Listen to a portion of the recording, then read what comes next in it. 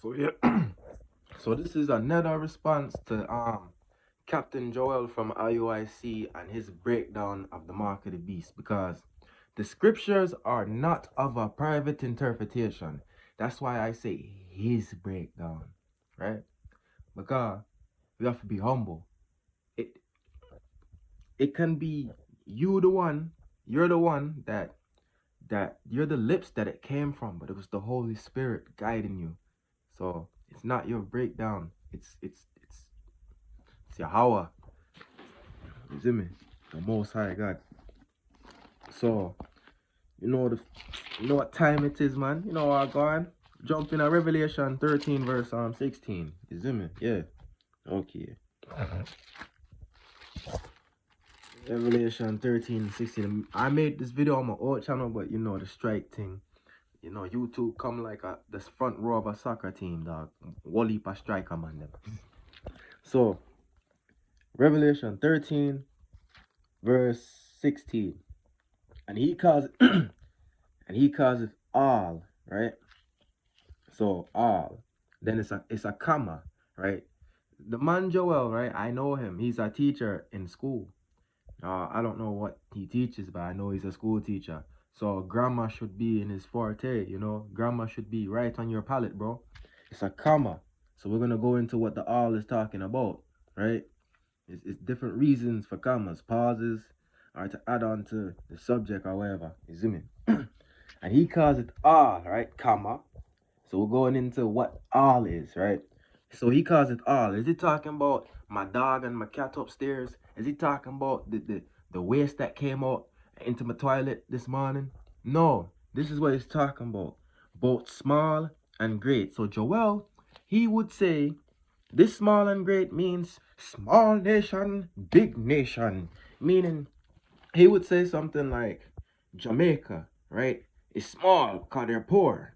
And then America is great because they're rich, right? If you watch his breakdown, right? And then it says, comma, rich and poor. And he would say, Joel would say something as, so yeah, Jamaica's poor, America's rich. But you just said that the first time for the first comma of you said that for small and great. Why are you saying it again for rich and poor? Right? And then it says free and bond. So he says free country, poor country. And I'm like, you just said that, bro. All you've been saying is rich country, poor country, the whole breakdown, man. Yo, and furthermore, America's a rich country, but I got white neighbors and Asian neighbors and Arab neighbors, and they're broke just like my black neighbors. We're not rich. You see me? So I'm gonna show people the correct breakdown, and I think man like Joel is damned because he has a good job, you know. He's making money. He's blessed. He's blessed in this land. It wouldn't be good for anything bad to happen to this land for him because he's blessed with this land. He takes the thing up his nose every week to keep his teaching job. Yeah, I know about the New Jersey mandate, so I don't know if he's damned or his mind is seared already. So let me correctly break down this thing. And he calls it all, right? So now we're gonna go into the correct format of what all is. Both small and great, right? Now, small and great. That's talking about if I had a son that was 5 versus my granddad that's 70 something, right? Small in stature, great in stature. Okay? Rich and poor. So you had people like Kyrie Irving, Djokovic, the rich tennis people, and then you have people like me. I work a 9 to 5. You see me? Rich and poor. We're all gonna be affected by these mandates. Alright? No matter how much money you have or your position. Free and bond. So meaning whether you're in jail or you're outside. Because there was a news story, right? This youth down south in USA, he was on probation, right? So that means he's bonded. He's a slave to Amendment 13. You serve time when you do a crime. Okay, you're a slave for the time period they give you for the crime you did. So he was on probation for something, but he was unvaccinated.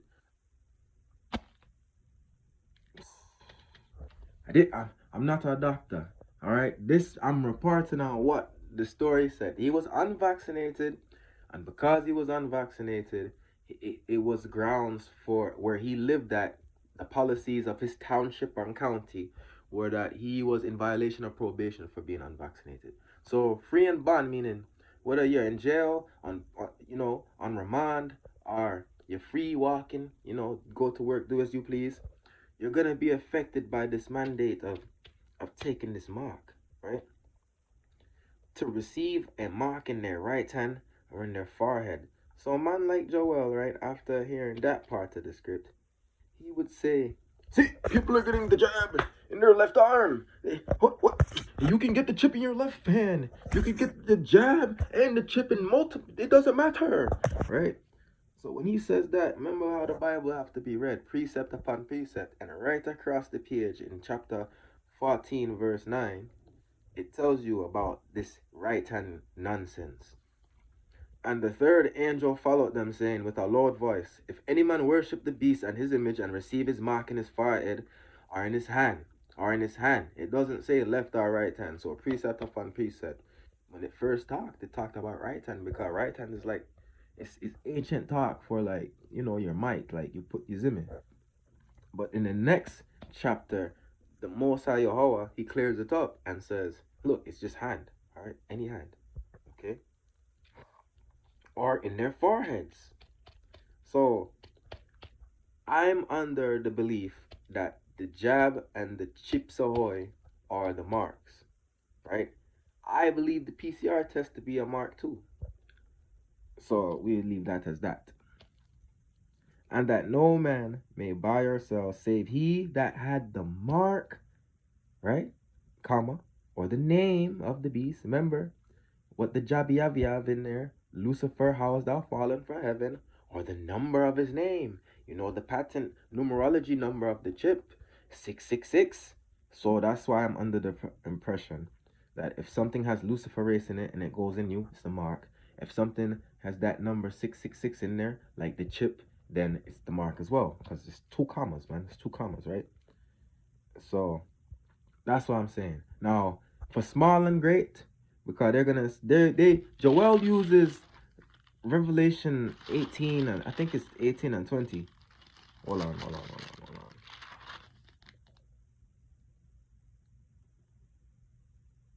Yeah, he uses Revelation 18, talking about the ships that watch Babylon get burned up, saying that's the small and great. And I'm like, yo, you're fucking mad. So I'm gonna get a better precept, and yeah, I cussed, right? Man, then I'm gonna say, oh, you're talking about Jesus, but you cussed. You see me? No, man. Though I'm rude in speech, I am not lacking in knowledge, and his name is Yahushai, because Jesus is a new form of Eozus, right? I'm sure many truth Bible people, before you found out like the actual real interpretation of the Bible, the 100% truth, you were exposed to this type of information that's not his real name. All right, but we make slip ups sometimes. But yeah, his name is Yahushai. So I'm gonna get a precept in Jeremiah 16 to explain what small and great is, right? And yeah, if you follow my old channel, you saw